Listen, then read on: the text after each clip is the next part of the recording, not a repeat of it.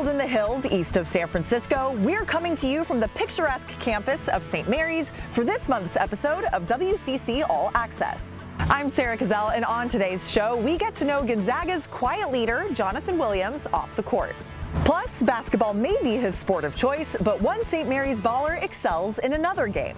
And she's the all-time WNBA leader in games played. Delisha Milton-Jones is now making a wave in the college game. But first, the road to Las Vegas. The West Coast Conference Basketball Championships are rapidly approaching, and a part of the annual festivities is the WCC Hall of Honor induction ceremony. Here's our Sammy O'Brien with more. The 10th annual Hall of Honor class features some of the most decorated student athletes in West Coast Conference history. Perhaps the most dominant pitcher WCC hitters have ever faced is Pepperdine's Randy Wolf. A three-time first-team all-conference selection and WCC Pitcher of the Year, Wolf went on to pitch for 16 seasons in the majors.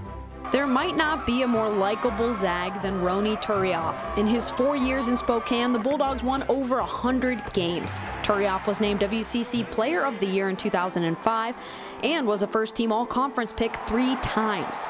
He played in the NBA for 10 years, winning a championship with LeBron James in Miami.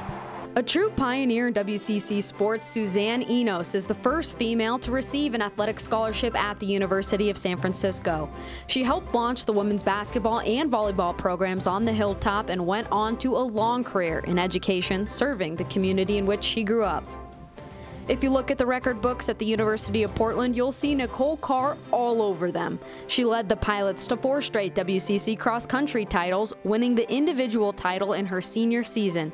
She competed in the NCAA championships in cross-country and track, and still holds 2 track records at UP. Here are all 10 Hall of Honor inductees. BYU's Miles Batty broke the NCAA record for running the mile. Brian Quinn was a standout athlete at LMU before leading the athletics department to unprecedented success as an athletic director. Pacific's Ken Earl was a 3-time all-conference golfer and twice named the league's MVP. Mandy Bible still holds a handful of volleyball records at St. Mary's, including the all-time assist record. Chris Enger was a 3-time All-WCC basketball player and 4-time WCC Scholar athlete. She led the NCAA in block shots in 1993. And one of the winningest coaches in WCC men's soccer, Santa Clara's Cam Rast, has led his alma mater to 5 WCC titles and 7 NCAA tournaments. The Hall of Honor ceremony takes place on Saturday, March 3rd in Las Vegas. It will be streamed live on the W.TV. One way or another, this will be the last WCC championship for Pepperdine's Amadi Udini, and the redshirt senior is finally healthy enough to finish out his college career after tearing both of his Achilles tendons. Do you think there was ever a point, whether it be through the first rehab, the second one, any of the injuries in between, that you thought that you wouldn't be able to come back and play? No. Until I can't play, then yeah. I knew if I know there's a chance of me being able to like come back and they can repair, unless they cut my leg off, then yeah, I'll probably say, okay, I won't be able to play. He's got a will that won't allow you to feel sorry for him, because he's got that mindset of, hey, I'm going to be back. So you never really got down. Once you got over the initial shock of it, it was like, hey, I'm going to be back. He's always had a positive attitude, and I know a lot of people say that about people, but he really had to do some tough stuff. And he had to do the tough stuff when people weren't around, when people were home for the summer, so forth. But he was definitely a grinder, so it definitely felt for him. It just makes him stronger. Because of his positivity, it makes him stronger. He feels like everything happens for a reason, and when he was able to sit and watch the game last year, it just made him a better coach. I think it helped him now, this year, of knowing when to call what plays for whom and in certain situations. So I think overall it's just made him better. It's made him more conscious and made him more vocal. Here at St. Mary's, making smart decisions on the court is a given. And what better way to train than making smart decisions on the board? Here's more on Gale's sophomore Jordan Ford and his other sport, chess. Prepared me to take this. Yeah, that's cool. I didn't need that piece anyway. I started playing when I was 4 years old, and my dad just kind of introduced it to me. We started training ever since I was a little kid, and I just loved it. It probably came up at some point that he was good at chess, and you know, our guys just being super competitive are like, oh, okay, like how good, like let's play. We'd start playing like after practice, you know, different guys would take their shot at him, and once we learned that he was just really good and he was beating guys, and guys kind of like stepped away like, all right, like he's pretty nice at chess. Like, cool. There's a lot of work that goes. I was probably studying 25 hours a week. I put in more time into chess than I did into basketball.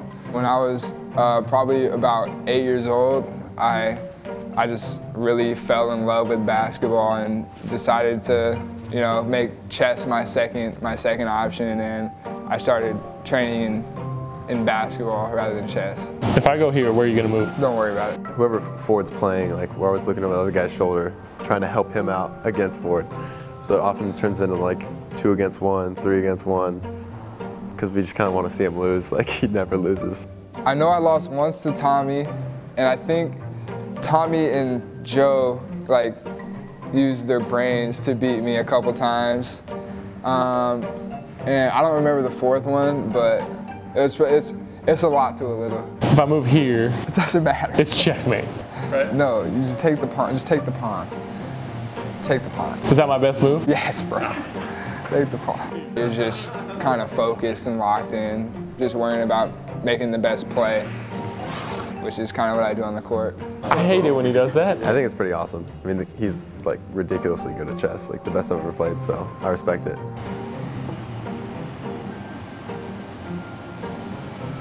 Checkmate, I won. Well done. Well done. Coming up next, we go down the coast to see what's happening on campus. And in her first season at the helm, she has the Waves heading in the right direction. We talk with Pepperdine women's head coach Delisha Milton-Jones when we return.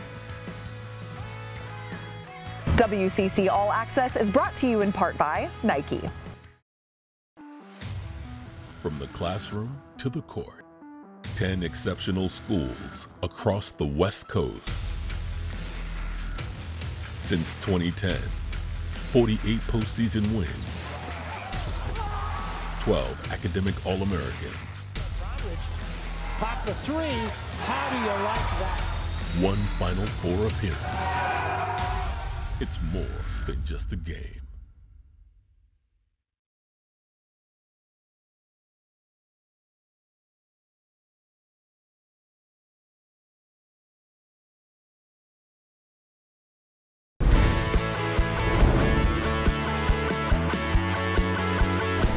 We mentioned the WCC Championships All-Decade Team vote last month, so let's take a look at the top vote getters thus far. On the men's side, Matthew Dellavedova of St. Mary's leads the pack, with Gonzaga's Shemek Karnowski and Kelly Olynyk right behind him. For the women, a trio of Zags top the list: Courtney Vandersloot, Jill Barta, and Heather Bowman. Remember, you can vote by following the link on WCCsports.com that says All-Time Vegas All-Tournament Team. From McEwen Pavilion on the campus of St. Mary's College, welcome back to WCC All-Access. It's time to go down the coast and see what's making headlines around the conference. Portland didn't have to look far for its next women's soccer head coach as former All-American Michelle French takes the reins at UP. As a player, she led the Pilots to 3 NCAA Final Fours along with 3 WCC titles. She spent the last year as an assistant coach with the U.S. women's national team. Awesome addition for Portland. And speaking of the U.S. women's national team, 4 WCC alums are on the 26-woman roster for the Red, White, and Blues January training camp. Portland's Megan Rapinoe, Pepperdine's Lynn Williams, and Santa Clara's Julie Ertz and Sophia Huerta are with the squad. Back on the hardwood, St. Mary's senior Jock Landale is one of 25 men on the Wooden Award mid-season watch list, regarded as the highest honor given in college basketball. Landale is averaging over 20 points and 10 rebounds per game and leads the WCC in those categories. And Gonzaga's Johnathan Williams is one of 30 men to be named a candidate for the Senior Class Award. The honor is given to someone who excels both on and off the court. J3 is currently averaging over 14 points and 7 rebounds per contest, and we'll learn more about what he's like off the court later in the show. In women's hoops, one of the pleasant surprises for the WCC thus far is Pepperdine. The Waves got a new head coach in the offseason, and it's already paying off. Delisha Milton-Jones brings quite the resume to Malibu, including being the all-time WNBA leader in games played. I sat down with her in the offseason and talked about her expectations for her first campaign as head coach. What challenges do you foresee having in your first year as a head coach? I don't know. I really don't know. I'm not being facetious, in answering the question that way, but I'm just going to take everything as it comes. The way that I've been kind of departmentalizing things for me right now so that I don't become overwhelmed by everything. I just take it task by task. So I'm going to take it situation by situation as it comes and hopefully tackle it head on and become victorious through it. What goals have you set for not only yourself, but for your team in your first year? The only goal that I have really set is to be true to who I am and don't let anything change me. I love my personality, I love my energy. It can be too much for some people at some times, but they're just going to have to get used to that. And I want to let my light shine no matter where I am and what I'm saying, and it doesn't matter who it's in front of. The same Delisha you see right now is the same Delisha you'll see if you were to walk into a meeting with me and the athletic director, with me and the president of the university. I'm myself, so I just want to be the best version of me all the time. That's my goal for me. My goal for the team, I just want them to be able to fall in love with working on their craft. If they can dedicate themselves to that, then something beautiful is going to come from it, for them as an individual and as a result, us as a team.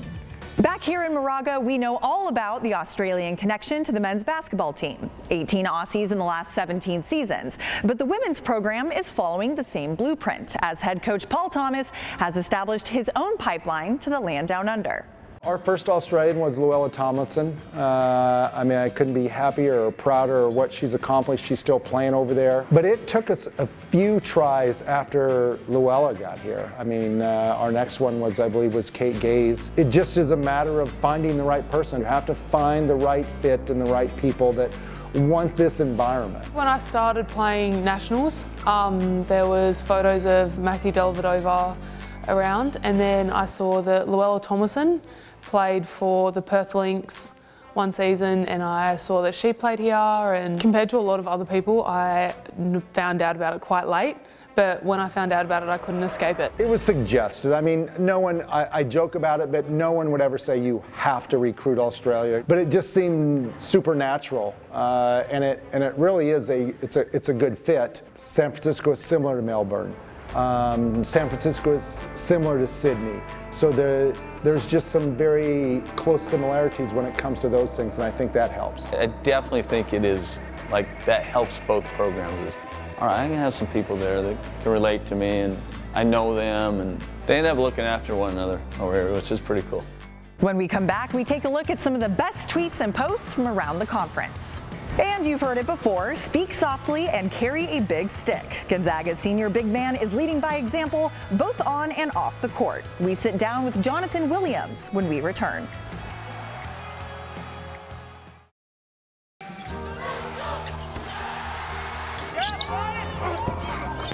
Big players coming up big at big times.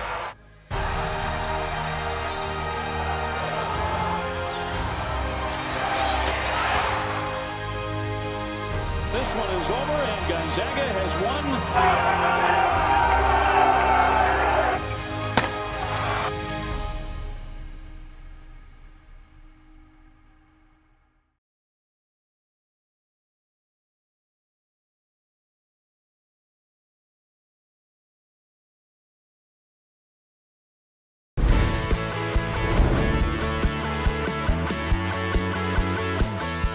Let's take a look now at some of the best moments on social media from across the conference. Pepperdine Men's Hoops is all about dishing it out on the court and in the community. Check out these photos from the team's visit to the Midnight Mission, an organization that helps homeless people in Los Angeles. Awesome to see, guys. Now, did you know the Gales are only one of 2 teams in the country to have 4 1,000-point scorers? Look at St. Mary's Hoops dropping the knowledge on Instagram. Tennis season is right around the corner, and the Gonzaga women are ready to go in sunshine or snow. The Zags did a little team bonding atop Mount Spokane recently, but of course they'll shed those jackets and hats in time for WCC play starting at the end of February. On the other end of the climate spectrum, beach volleyball. The Dons are focused as they got their first practice in at Ocean Beach in San Francisco. And as the post says, it's that time of year again. Can't wait. And finally, Johnathan Williams appeared to injure his knee in a game against Portland in mid-January, but after the game, the Zag senior tweeted out an injury update saying, "I'm good, see you Saturday." And good he was, scoring 17 points and grabbing 9 rebounds at USF. And all of Spokane exhaled. We're back on WCC All-Access from the beautiful St. Mary's campus in Moraga. Last month, we heard which superpowers players and coaches would choose if they could. Perhaps no one in the WCC is better versed in superheroes and comics than Johnathan Williams. That's just one of the many things Sammy O'Brien learned about the Zag senior. This is Johnathan Williams III on the court. Williams at the steps. He's starting with that last time. And this is the Bulldogs' leading scorer off the court. Oh, Iron Man? I'm a big-time Iron Man guy, you know. Avengers is my thing, so. The senior who turned into a leader virtually overnight does not take to the role naturally, but rather pulls guidance from his favorite superheroes. He's all around. I just think he's a leader, and I just feel like he's always looking out for everybody in the team. He always making the big-time decisions, and I feel like he didn't want to be a leader, but he had to take on that role, and I feel like he does an incredible job with it. And then Avengers, and he on the superpowers, which is the thing, but he's still able to lead those guys with incredible powers. And after a deep run in the tournament last year, coming up 1 win shy of winning the national championship, the Zags lost a number of key players. This time, J3 strapped on the cape. I think he probably took a leadership role when we went to our retreat in the summer. I think he took the bull by the horn, so to speak, and got our guys more actively, more involved. And I think he came out of his personality. You know, he's quiet, he's reserved, but he understands too he has to be vocal in a lot of instances that he doesn't really feel comfortable with. He came out of his comfort zone and really showed, you know, what it was going to take, you know, to be the leader. He's definitely had to work at it. Yeah, like I said, he's quiet. But I think he's done a good job about leading by example, for sure. You know, even though you're quiet, doesn't mean you're not a leader. Every superhero possesses their own leadership skills. Williams is no different. I just want to lead by example, and I think that's a great leader. A leader that shows that he's putting in the work, always on time, always there for people when you need them.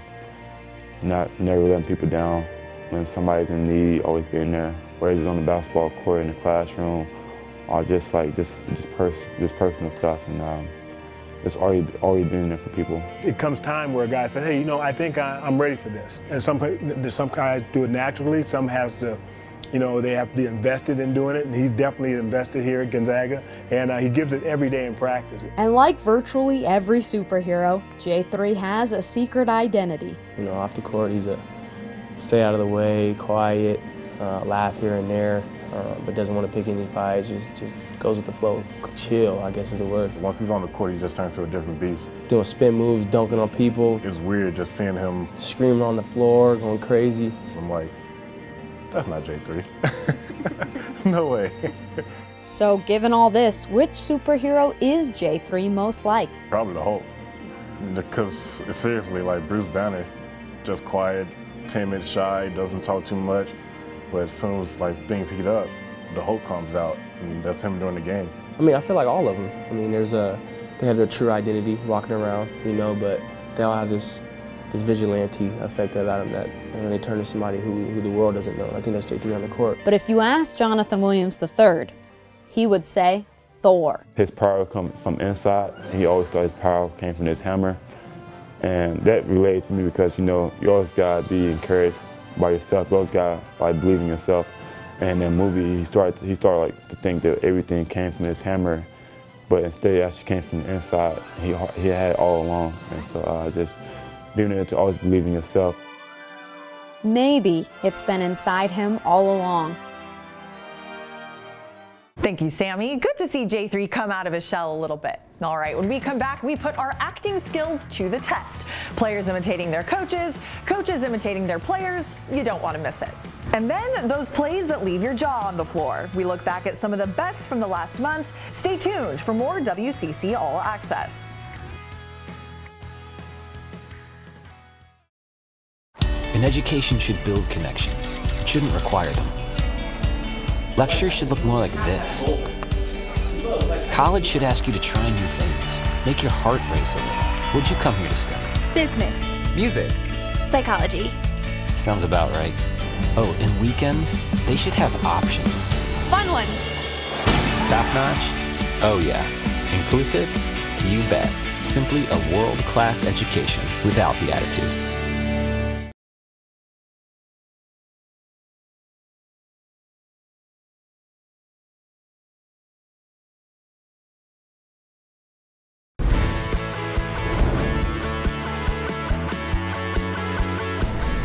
What to watch for over the next few weeks. As you know by now, this year's tournament marks the 10th anniversary of the WCC Hoops Championships in Las Vegas, and we need your help in determining the all-time Las Vegas tournament teams. Log on to WCCSports.com to cast your ballots. And with conference play here, there's no better way to stay connected than to download the brand new WCC Sports app, now available for Apple and Android devices. Welcome back to WCC All Access. I'm Sarah Cazell.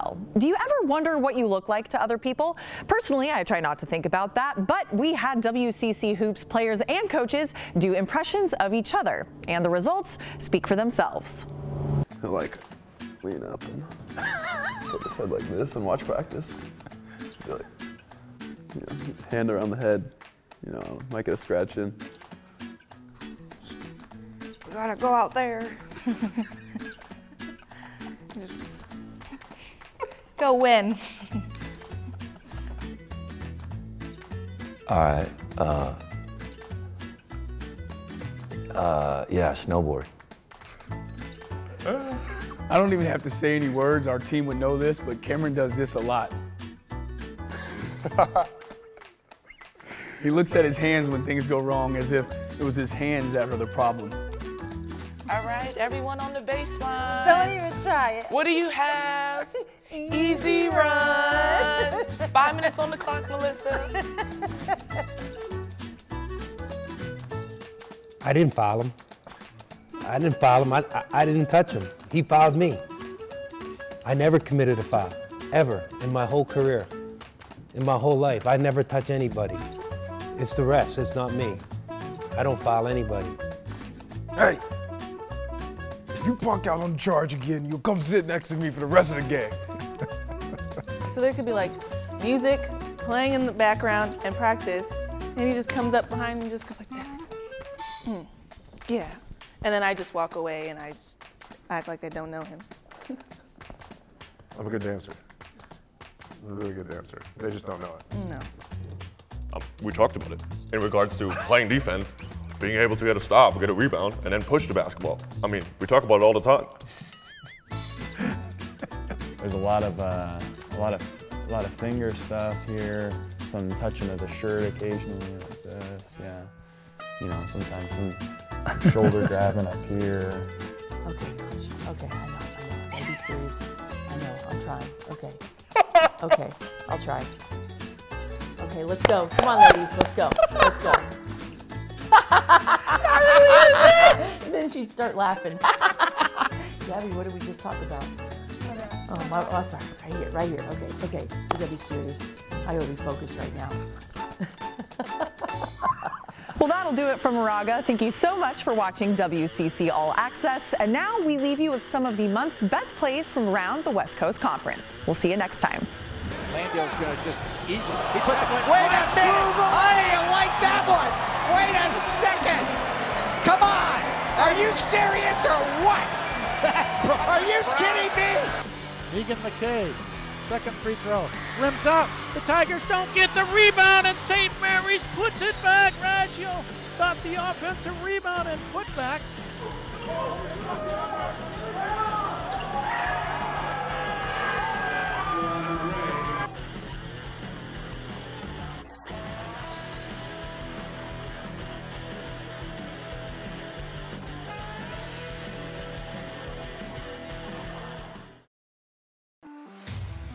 From the classroom to the court, 10 exceptional schools across the West Coast. Since 2010, 48 postseason wins, 12 academic All-Americans. Pop the three. How do you like that? 1 Final Four appearance. It's more than just a game.